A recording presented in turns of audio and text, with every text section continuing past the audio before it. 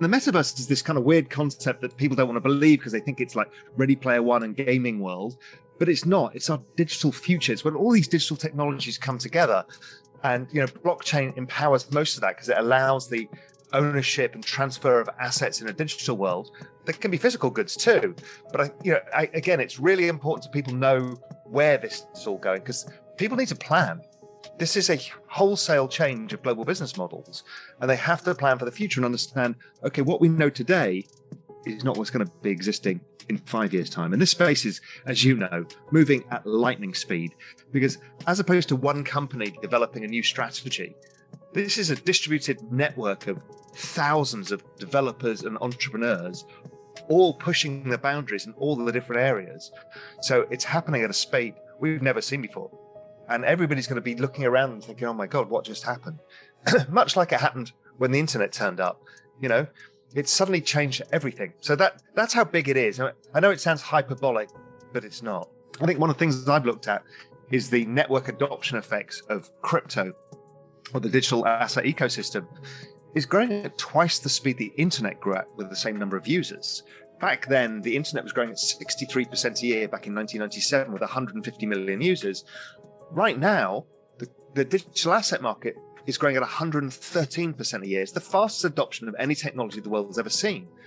And that's partly due to its distributed nature and how many smart people are developing so many things. I think it's the single most important chart. You don't need to know anything else almost. Because basically, if you extrapolate the trend, and what I did was lower the trend rate of growth over time because networks slow as they get more saturated, more people onto the network.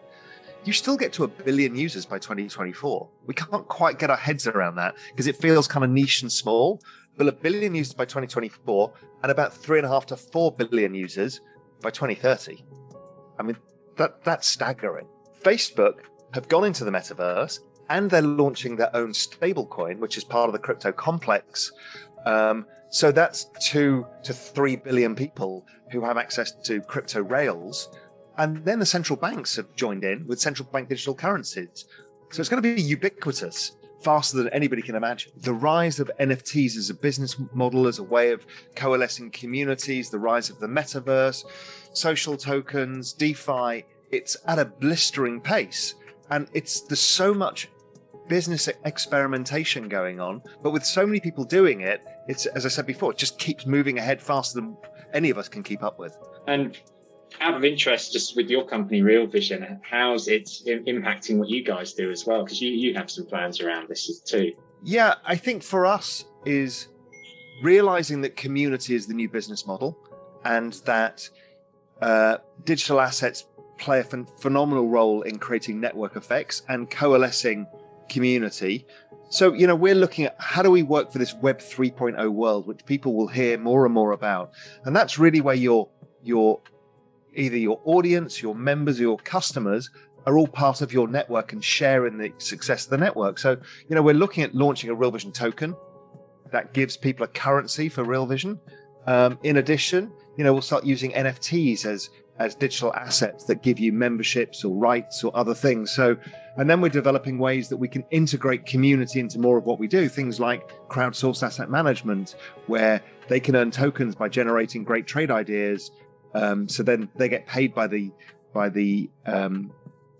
all the other members by saying that was a great trade idea. I'm going to trade it, and you get paid in tokens. So you create whole economies. I mean, I think these are digital sovereign states. They can be really small, or they can be gigantic in the case of Facebook.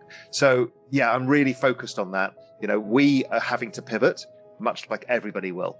We're slightly ahead of the game, but it's still a big pivot, and everyone has to get their head around the fact that it's not a relationship of firm customer.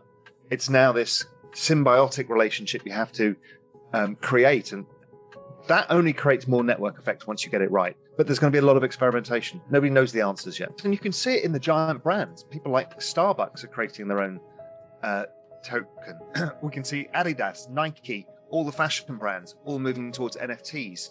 We're seeing a relentless pace. It's going to come out of the media industry. It's going to come out of the fashion industry, the music industry. They're all going to change. And everybody's going to be looking around and thinking, oh my God, what just happened? Much like it happened when the internet turned up. It's suddenly changed everything. So that's how big it is. I know it sounds hyperbolic, but it's not. Do you want to know one thing about crypto? I made over 3000% in profit in a few weeks.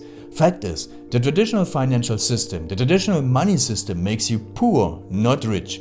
If you want to earn $500,000, $1 million, you have to wait until you're 50, 60, 70 in the traditional financial system, and you probably will still be broke. And you will be old. This is not a sexy combination, as you can imagine. But the question is, how can you start in crypto and make these profits? Where to invest? Where to start? My name is Gunnar and I'm from Germany, as you can hear, and things are a little bit different in Germany. More about that later on. Fact is, there are lots of different cryptocurrencies. It's a gigantic universe where beginners and professionals get easily lost. But there is light at the end of the tunnel. There are 7 key steps you need to follow to become successful in this market. You have to know them, and if you fail one of them, it's literally impossible to succeed in this market. Just an example, one of the key points is your exchange, and one of the biggest are, for example, Binance and Coinbase.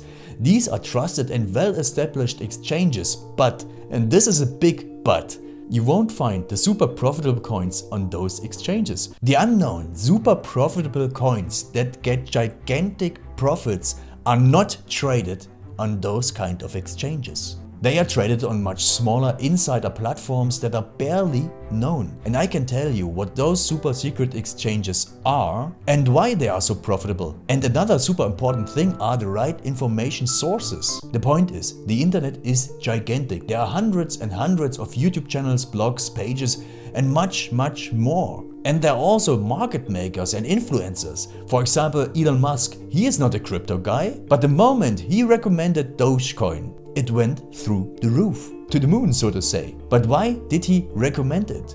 Where did he hear it from? He didn't hear it from newspapers. And believe me, he is listening to someone. But you have to know who, and you have to react before he is reacting.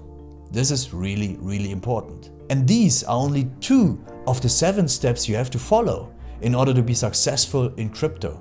And if you want to know all of these steps in much more detail, and if you want to have a comprehensive checklist, here's what you should do. There is a link below this video. Click on this link and you will get the opportunity to subscribe to my channel. Click on the link and you will see a video where I explain the next steps. So see you soon. Click on the link now. I'll see you there.